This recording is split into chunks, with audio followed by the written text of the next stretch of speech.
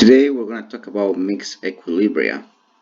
This is a very interesting topic because it kind of brings together a lot of the equilibrium ideas that we have talked about and mixes them together to explain some of the properties that we observe when we actually mix solutions together. Now, in order to fully give you an account of what this is all about, I need to go over what happens to the equilibrium constant when you apply changes to balancing equations or equations that are already balanced. So first things first, if the equilibrium constant has a value that is less than 1, this tells you that the reaction is reactant favor. And as far as calculating equilibrium concentrations from that, you use the ice table with excess, plus or minus excess. If the equilibrium constant is greater than 1, this is product favor, in which case the rule of thumb is to go to completion first, reverse the reaction at that point, which basically will have you take the reciprocal of the equilibrium constant and then apply plus or minus excess to the second ice table that you're going to use. So just to make sure that you guys understand what happens to the equilibrium constant, when you do reverse an equation, right? So like in the case of what we saw before in the equilibrium chapter, when you reverse that equation, ultimately what you end up doing is reversing what's on top and what's on the bottom of the equilibrium expression, and as a result you are taking the reciprocal of the equilibrium constant. So reversing the equation is equivalent to raising the equilibrium constant to the -1 power.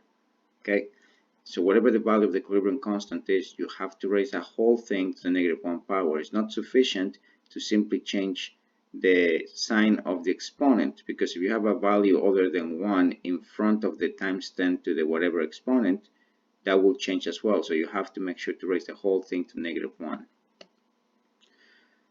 Now, if you do have to multiply an equation by a coefficient, right, so in the case of the equation right here, we're multiplying everything by 1/2.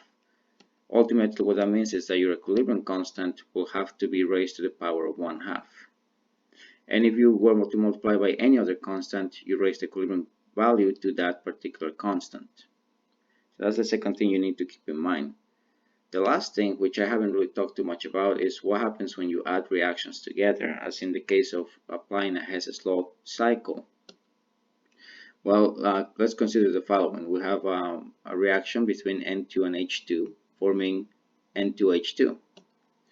If you add an extra hydrogen to that, you end up making hydrazine, N2H4. And if you add more hydrogen to that, you end up making 2 molecules of ammonium. Alright, so each one of these processes has an equilibrium constant associated with it. And as a result, you have 3 different expressions for it. So then let's see what happens when we add up all 3 of those equations together. First of all, the N2H2 cancels out, the N2H4 cancels out as well, and you end up with N2 plus 3 H2s yielding 2 NH3s. So the question becomes, what's the value of this equilibrium constant that results upon the addition of all of the previous 3 values? And so what we're going to do is we're going to take a look at the expression. The expression for K4 is NH3 squared divided by N2 divided by H2 to the 3rd power. And if you look carefully at this, as well as the previous equilibrium constants, you're going to realize that, okay, well, the last one does have NH3 squared, and each one of them has the H2 on the denominator. So if you were to actually multiply each one of the K1, K2, and K3 expressions, you will end up with that H2 cube at the bottom. But also, you will notice that if you multiply them together, not only will you get the NH3 cube squared, the N2 on the bottom, and the H2 cubed, but the NH2s will cancel out. The N2H2, excuse me, will cancel out, and the N2H4 will also cancel out. And so you'll end up ultimately with the equilibrium expression for K4. So in essence, when you add equations together, what you end up doing with the equilibrium constant is multiplying them together, right? So in this particular case, you will have to multiply 2.46 times 10 to the -43 by 4.90 times 10 to the 14, and multiply that by 4.96 times 10 to the 33. And needless to say, I would recommend that you do use parentheses for these things to avoid confusion. But at the end of this value, you'll find out that the equilibrium constant for the final process is 5.98 times 10 to the fifth. So when you're adding reactions, you're going to have to multiply the equilibrium constants. When you multiply an equation by a constant, you raise the equilibrium constant to that particular value that you are multiplying the equation with. And if you reverse the equation, you raise the equilibrium constant to the power of -1. And we're going to be applying these particular traits to some Hess's law cycles that may pop up. So I'm going to give you an example that's a little bit more thorough than the first one. Okay, so we have the following. We have 4 equations which we need to manipulate so that we end up with this following one. We want to find out the equilibrium constant for N2H4 plus O2 yielding N2 and 2 waters.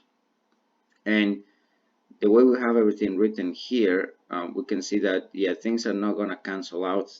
They need to cancel out if we just add them the way they are. So we need to manipulate these equations a bit. So let's focus on the nitrogen first. Ultimately, we want to have N2 on the product side, but we only want to have 1 mole. Out of all the equations that are presented up here, it's only the first one that contains N2 in it, but it has 4 moles of N2. So what that means is that we're going to have to multiply that whole equation by 1/4 in order to come up with the proper proportion of N2. So if you apply the 1/4 to everything in the equation, you will end up with the following values: 1/2 of NH3, 3/4 of N2O, 1 mole of N2, and 3/4 of water. Now what happens to the equilibrium constant is that now you have to raise it to the 1/4 power. Alright, now we're going to focus on N2O. Now notice that N2O is not either a product or a reactant in the desired equation, and what that means is that we need to get rid of it. Now the reason I'm focusing on it is because it appears on the first equation, and the moment I multiply the entire first equation by 1/4 to make N2 equal to 1, I have basically locked that equation in place. I can't change it. If I do change it, I mess up the moles of N2. So what this tells me is that I need to come up with 3/4 of N2O on the product side of one of the other equations so that I can cancel out the N2O. And the second equation that does have N2O and seems to be the only one that contains it, what that tells me is that I'm going to have to reverse that equation because I want to have N2O on the product side so that I cancel out the N2O on the reactant side of the first equation. So I'm going to reverse that, but I also need to multiply the entire equation by 3/4. So notice that right now we're raising the equilibrium constant to the -1 power because we reversed the equation, but we're going to have to multiply this whole thing by 3/4. So not only do you raise this to the -1 power, you're going to have to raise the equilibrium constant also to the 3/4 power. So altogether, you're raising it to the -3/4 power. Okay, so distributed 3/4, you're going to get the following numbers for all your reactants and products in the second equation. And because this is the only equation that has N2O, and we have applied the changes so that we cancel out the N2O of the previous one, the first and second equations are locked in place. You cannot change them anymore. Alright, so those N2Os are going to cancel out. Alright, let's take a look at N2H4. N2H4 is present in the second equation, which by the way is locked in place. So we cannot change the amount of N2H4 in the second equation. However, we do have N2H4 present in the third equation, so we can apply a change so that we end up with only 1 mole of N2H4. And pretty much all we need to do is add an extra 1/4 to the 3/4 to end up with 4/4, which is the same thing as 1 mole of N2H4. So we're going to have to bring the N2H4 to the reactant side, which means that we raise the equilibrium constant to the -1 power, but we also need to multiply it by 1/4 so that we end up with only one equivalent of N2H4. So apply the 1/4 to this thing, we're going to be raising the equilibrium constant ultimately by -1/4 since we reverse it and multiply it by 1/4. Okay, so that takes care of the N2H4. If you look carefully, you realize that the ammonia that doesn't actually make it into the final equation, the moment we've applied the changes to the first and second and third equations, the ammonia actually cancels out. So that's kind of nice. Things are beginning to get removed that don't appear in the final process.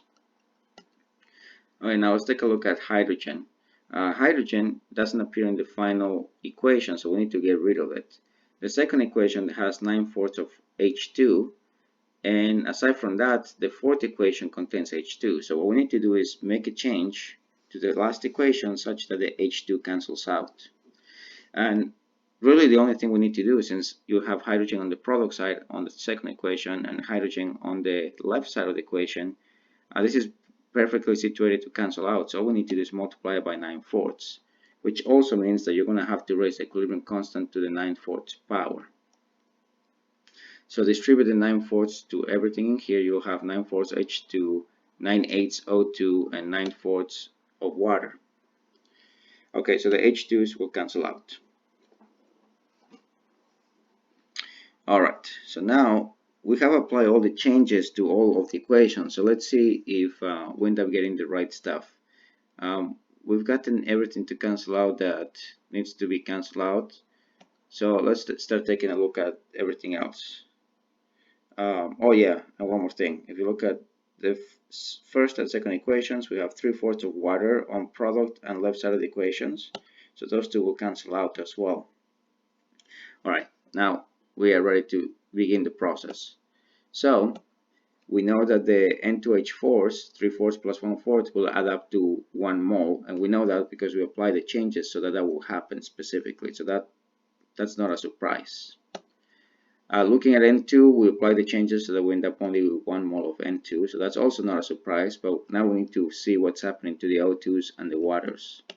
So if we look at the O2s, we have 9/8 on the left side, and we have 1/8 on the right side. So we could subtract 9/8 with 1/8, and that's the same thing as saying 8/8, right? So 9/8 minus 1/8 is 8/8, which is 1 mole. Perfect. That's exactly what we want to have for O2.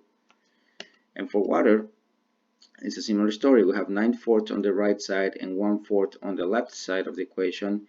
9/4 minus 1/4 is the same thing as 8/4, which is equal to 2. And that's exactly what we want to end up. So the changes we have applied do work out to yield the final equation.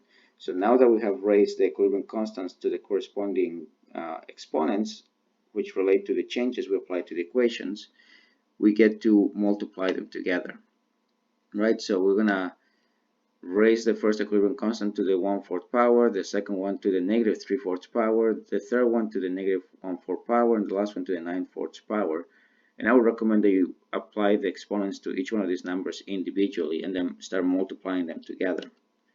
So you get something like this, which then upon multiplication will give you a pretty high value. So this tells you that, yeah, hydrogen plus O2 will generate water and N2 to a really high degree. I mean, look at this equilibrium constant.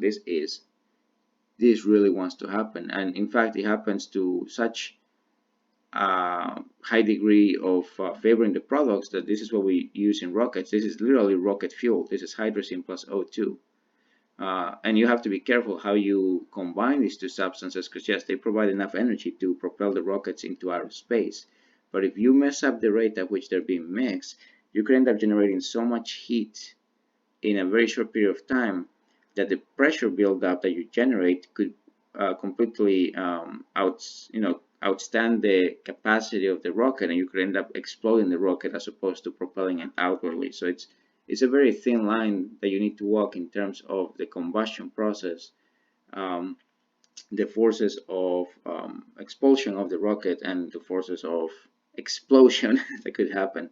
So that's kind of what the equilibrium constant is telling you here. This is a very energetic reaction once it starts happening. Okay, in the next video we're going to then utilize this idea of mixed equilibrium and the Hess's law cycle to look at what happens to the chemistry of metal ions, which we're going to denominate into 5 different groups. So see you in the next video.